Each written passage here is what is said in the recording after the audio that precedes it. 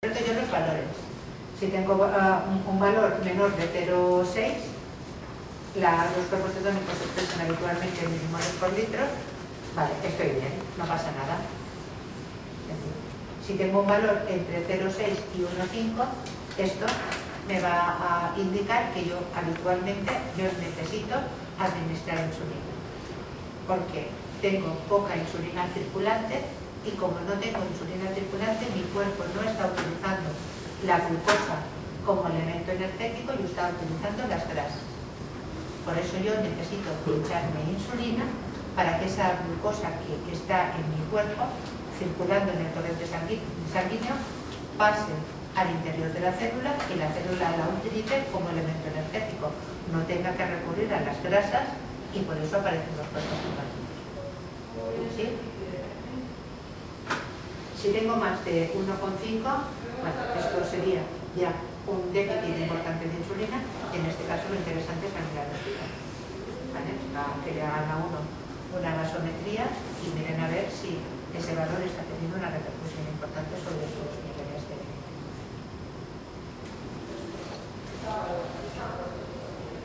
Por eso, es decir, si yo tengo 340, pero tengo un nivel de cuerpos cetónicos menor de 0,5, no pasa nada. Me pincho algo de insulina o ese día lo que voy a hacer es un ejercicio muy lento que no me demande un exceso de glucosa en músculo y solamente tenga el efecto de consumo de glucosa.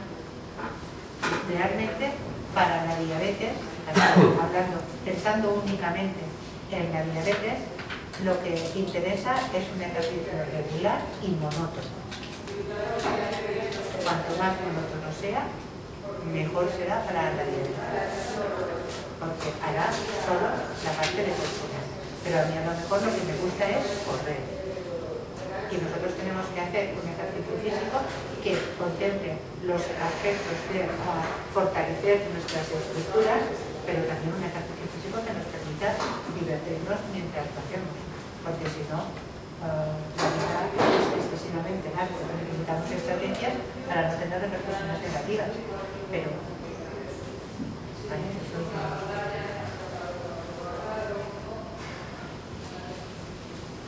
una de las alternativas que se propone cuando se tienen niveles de glucemia, niveles de cuerpos cetónicos superiores a 1,5, es directamente la administración de insulina y de glucosa rápida. ¿Qué nivel de insulina necesito yo cuando tengo este valor? Pues 1,5 unidades de insulina por mis kilogramos de peso. Y eso siempre se tiene que acompañar de como mínimo 20 gramos de hidratos de carbono rápido. Espero una hora, repito, cuerpos cetónicos. ¿Vale? Esa es la alternativa a no venir al hospital. ¿Vale? Yo multiplicaría eso, 1,5 por mi peso, y esa sería la dosis de insulina rápida que me inyectaría. Sí, evidentemente, pero es que tú estás en riesgo de tener una hipertirosis. Entonces tú puedes venir al hospital o hacer eso y a la hora repetir el control y ver si hay normalidad. Es mucha insulina cuando vosotros comparáis con la insulina que utilizáis habitualmente en el desayuno o en la comida o en la cena. Pero es que mi cuerpo, por lo que sea, no ha aprovechado la insulina. Hay veces que algunos de vosotros comentáis que cuando os pincháis os da la sensación de que no ha entrado la insulina.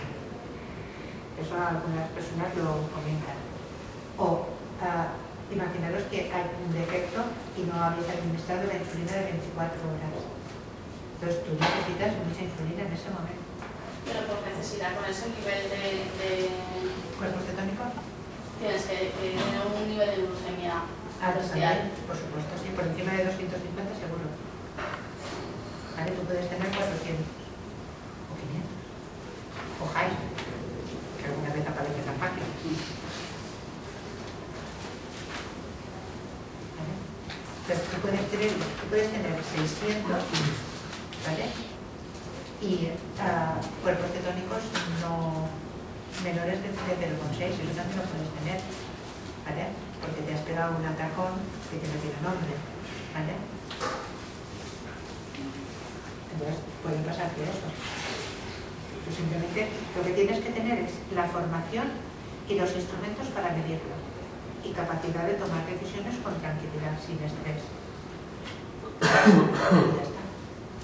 Ese es un poco el objetivo de estos talleres, que tengáis formación para tomar decisiones informados y es mucha insulina, por supuesto, que la necesitamos, en este momento la necesitamos.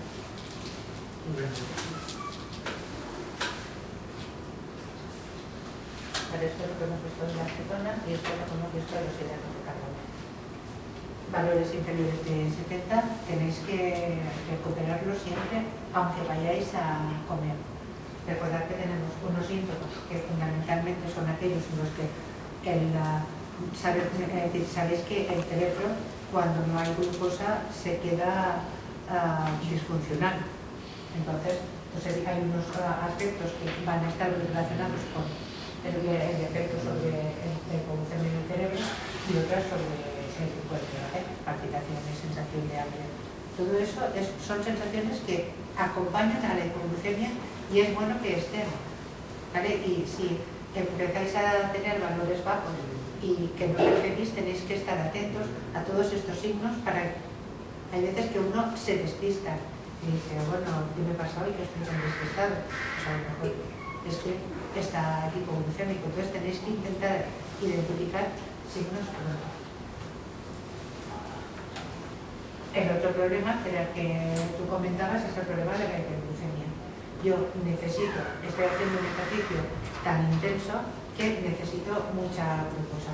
Lo único que pasa es que esa glucosa se me va quedando en la sangre y se queda fuera de la célula, no entra al interior de la célula. Entonces ahí es cuando nosotros necesitamos aportar si es un efecto con consecuencia de que cuando de la acción de la adrenalina, del cortisol, del glucagón o de las catecolaminas, que son todas hormonas que yo segrego cuando estoy haciendo el ejercicio para que me aumente la cantidad de glucosa circulante. Esto ocurre también cuando yo me veo sometido a situaciones de estrés. Habitualmente, cuando yo me veo sometido a situaciones de estrés, muchas veces me aparece también una hiperglucemia y es por el efecto de estas hormonas.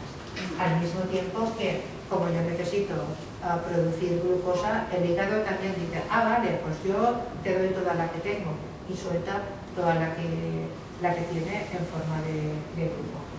Por eso, si se repite con una glucemia alta, puedes tener valores más altos aún. Por supuesto. Si tú haces ejercicio con los valores altos, habitualmente es porque tú necesitas insulina para que esa glucosa salga del torrente circulatorio. La insulina hace salir la glucosa del torrente circulatorio en dos sentidos. Uno, reponiendo los nutrientes que necesitan las células del cuerpo y otra, almacenando en grasa. Vosotros, cuando tenéis los valores altos de glucemia, habitualmente estáis bajos de peso y cuando normalizáis el control, engordáis. Porque una parte del trabajo de la insulina es llevar el exceso de grasa y a su reserva, al hígado en forma de glucógeno y al resto del cuerpo en forma de grasa. Si yo voy con 250 es porque no tengo suficiente insulina. Por tanto, si me pongo a hacer una actividad física que demanda glucosa, lo habitual será que suba. Luego siempre están esas situaciones en las que uno dice, haciendo lo mismo me dan resultados diferentes. En diabetes 2 y 2 pocas veces suman 4. Por lo que si haces ejercicio físico, te tienes que administrar insulina antes de hacerlo, si tienes por ejemplo valor de 150. Eso era un poco lo que comentábamos aquí, ¿vale?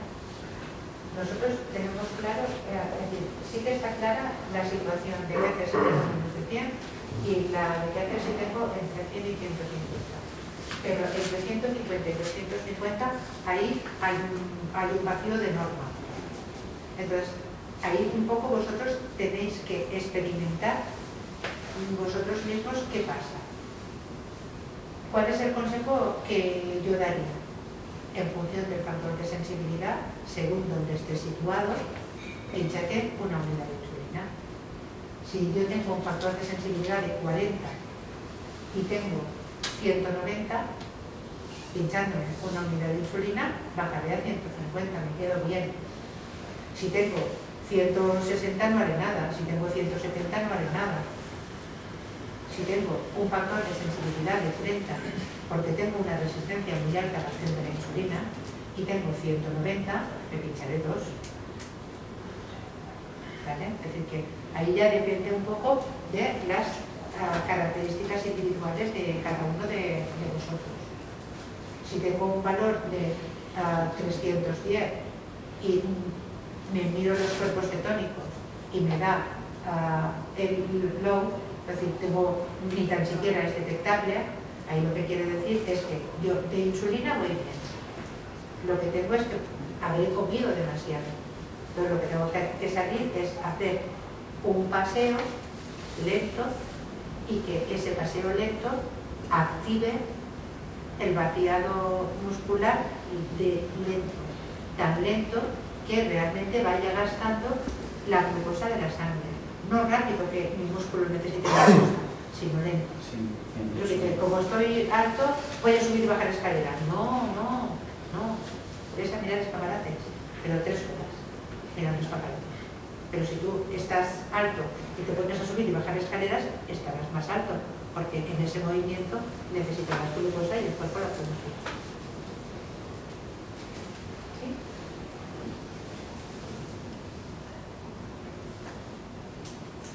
Tenéis que tener en cuenta también eso, ¿vale? Que la reposición de la glucosa que pierde el músculo es una reposición lenta y puede tardar entre 12 y 14 horas.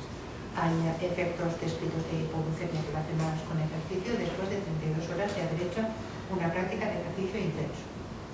Entonces hay que tener cuidado con eso, porque como en el dibujito este que hemos visto antes, cuando yo me ponga a comer, esa comida, que toda la glucosa que yo voy a aportar, rápidamente va a salir del torrente circulatorio. ¿Cómo es posible? Si me he comido un plato de macarrones y 2 piezas de azúcar, ¿cómo es posible que tenga una hipoglucemia? Porque toda esa glucosa se está yendo rápidamente a llenar esos depósitos musculares. Y luego, bueno, tenéis muchos elementos para recuperar las hipoglucemias, ¿vale? Y ya os digo, tenéis que ser también un poco, no pensar que estáis únicamente limitados a los productos diseñados para personas con diabetes, porque lo que tenéis que conocer es la composición de los alimentos que queráis tomar como suplemento. Hay una persona que dice que le funciona muy bien el membrillo. Entonces, bueno, vosotros también tenéis que ver qué tipo de práctica de ejercicio hacéis y que es cómodo llevar encima. Porque, no sé, yo solo tomo zumo de piña. Y te funciona bien. Durante el ejercicio. Durante el ejercicio, ¿tomas bien? Es más fácil beber que comer, ¿vale? También tenéis que tener en cuenta que el intestino no es capaz de absorber más de 30 gramos de glucosa de golpe, en forma de glucosa rápida.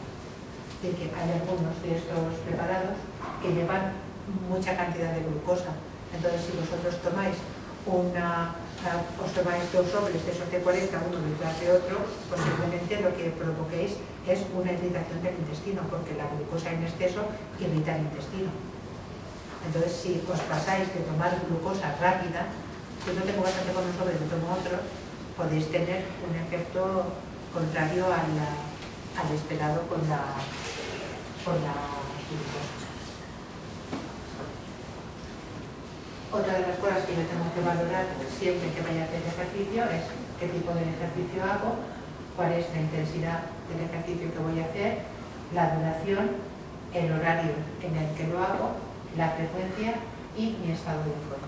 Entonces, ese conjunto de elementos me van a aportar decisiones sobre qué hacer. El horario es importante relacionarlo siempre con el tipo, con la insulina que yo me estoy administrando. Entonces, siempre es interesante hacer ejercicio a 2 horas de la administración de la insulina rápida, para que el pico de la insulina ya esté en descenso y no se sumen los dos efectos.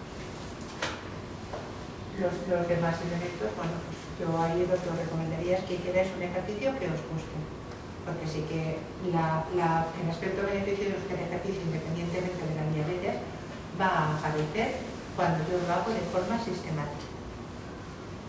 ¿Beneficia hacer ejercicio? Sí.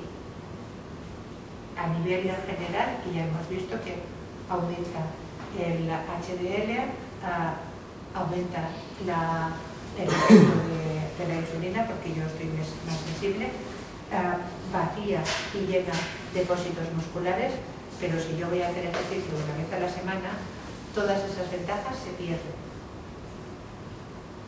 ¿Vale? Porque yo lo único que tengo es una distorsión en el metabolismo de mi glucosa, una distorsión en la acción de la insulina. Si yo lo que voy a hacer, porque me gusta, es salir a hacer senderismo los sábados y me voy a hacer 25 kilómetros, ahí tengo que tomar unas actitudes diferentes. Ahí tengo que bajar la insulina lenta antes y el día de después. Si miráis los papelitos, ¿vale? La insulina en ejercicios de ese tipo, ¿vale? En ejercicios de ese tipo, yo estaría hablando de un ejercicio intenso y de una duración de 6 horas. ¿Vale? Luego, por tanto, respecto a la insulina lenta, podría llegar a necesitar una reducción del 40%.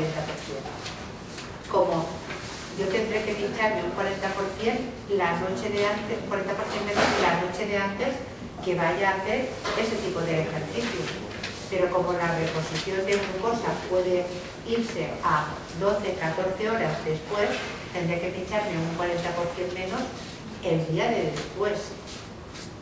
¿Vale? Pues siempre que tengáis una actividad esporádica, tenéis que funcionar con un patrón distinto. Y fundamentalmente ahí sí que es muy importante reducir la insulina basal, porque la insulina basal me va a acompañar todo el tiempo, yo no puedo jugar con ella. Una hipoglucemia que responda a un exceso de efecto de insulina rápida, a las 4 horas habrá desaparecido, porque es el tiempo de vida de la insulina rápida, mientras que la insulina lenta, aunque a mí no me dure 24 horas, me dura 18 fijo. ¿Vale? Entonces, tengo que actuar de forma distinta. Todos los beneficios de que reduzca el nivel de colesterol, de que aumente el HDL, de que aumente el número de fibras musculares, aumente la vascularización, dinamice el corazón. Incluso una de las cosas que pasa cuando se hace ejercicio físico es que a nivel respiratorio se emplea más capacidad respiratoria.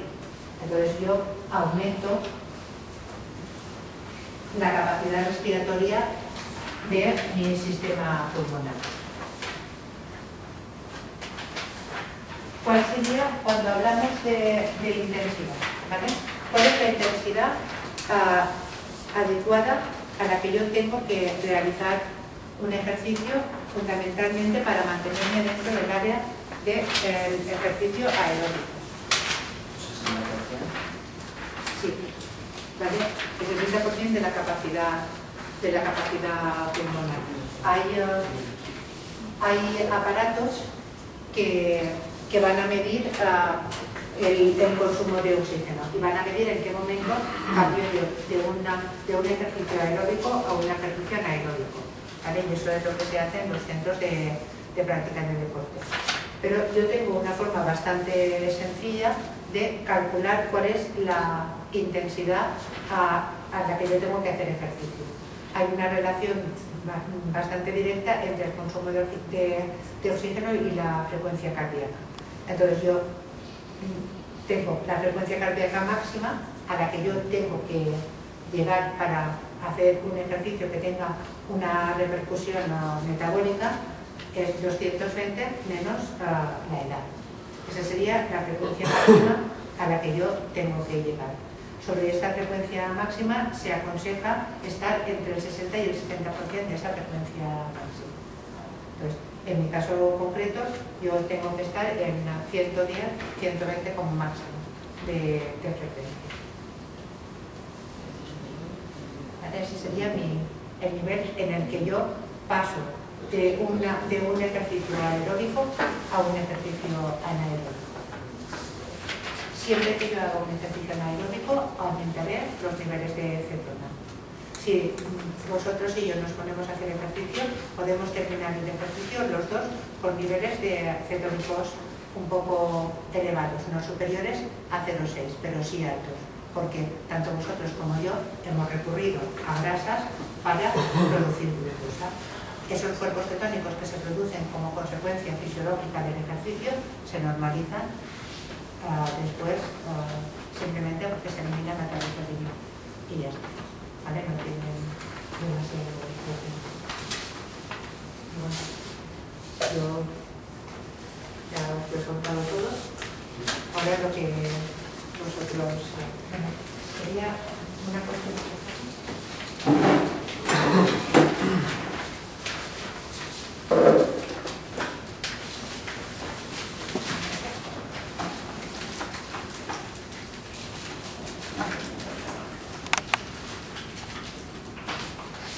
Permitimos una revisión de las investigaciones que se habían hecho. Revisamos 48 trabajos publicados entre el año 70 y el 2011 y lo que venían a decir, ¿vale?, es que el ejercicio aporta beneficios generales, disminuye los requerimientos de insulina, mejora el perfil lipídico, mejora la incidencia de enfermedad vascular, mejora la sensación de bienestar a nivel del individuo, pero sí que es cierto que en cuanto a veces a los niveles al control glucémico, no conseguimos pasar de una glicosilada de 8 a una glicosilada de 7,2 con el ejercicio. ¿Vale? Eso no estaba demostrado. Pero esto es un poco por contaros las cosas actuales. No hay datos concluyentes sobre que esos picos de hiperglucemias que aparecen y a veces las hipoglucemias que lo acompañan tengan repercusiones sobre complicaciones. ¿Vale? De eso no, es una cosa que nos acaba preocupando mucho. ¿Qué pasa? Esas oscilaciones que dan de estar de 350 a pasar a 50 y que muchas veces ese 50 o ese 40 aparezca durante la noche, con lo cual no es lo mismo que yo recupere una hipoglucemia durante el día, que soy consciente que tenga que mi cuerpo reaccionar despertándome como signo de alerta. Pues es una cosa que nos preocupa, pero sin embargo a nivel de complicaciones vasculares no aporta ninguna. Hay estudios, ¿vale? Se están desarrollando instrumentos para medir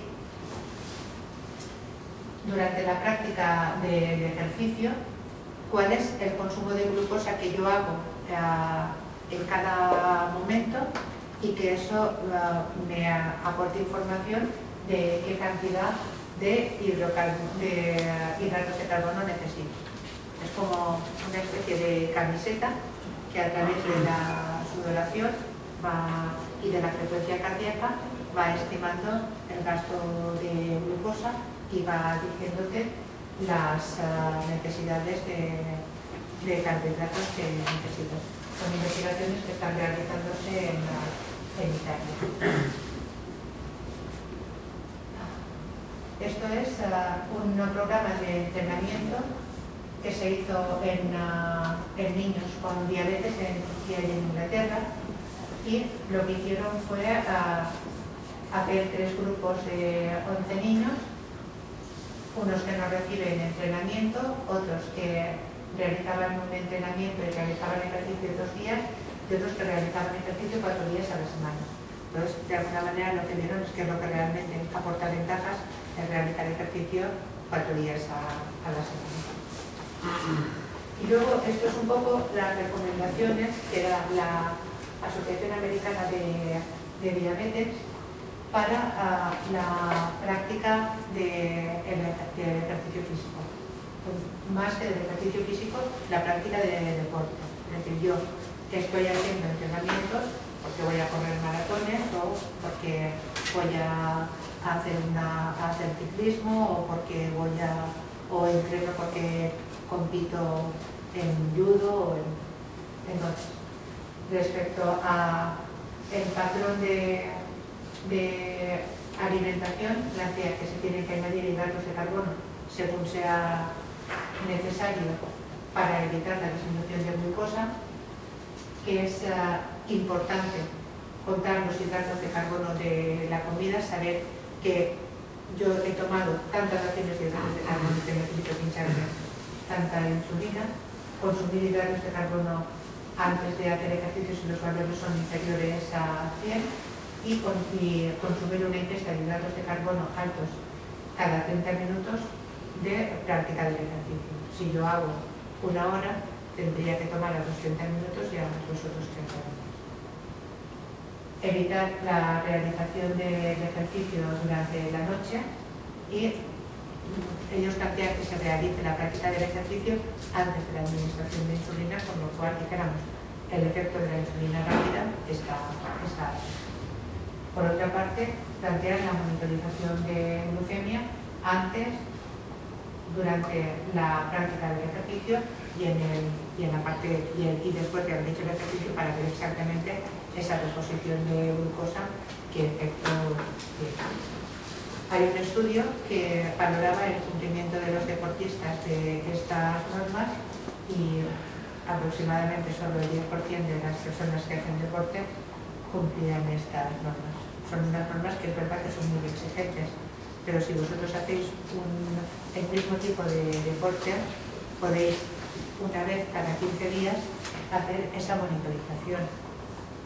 Si yo lo que hago es correr, y cada 15 días me monitorizo, cuando hayan pasado 2 meses tendré mucha información sobre qué tengo que hacer. Voy a tomar hidratos de carbono, bueno, voy a ver qué efecto va teniendo eso. Es la única forma que tenéis de saber. Eso. Ahora sí.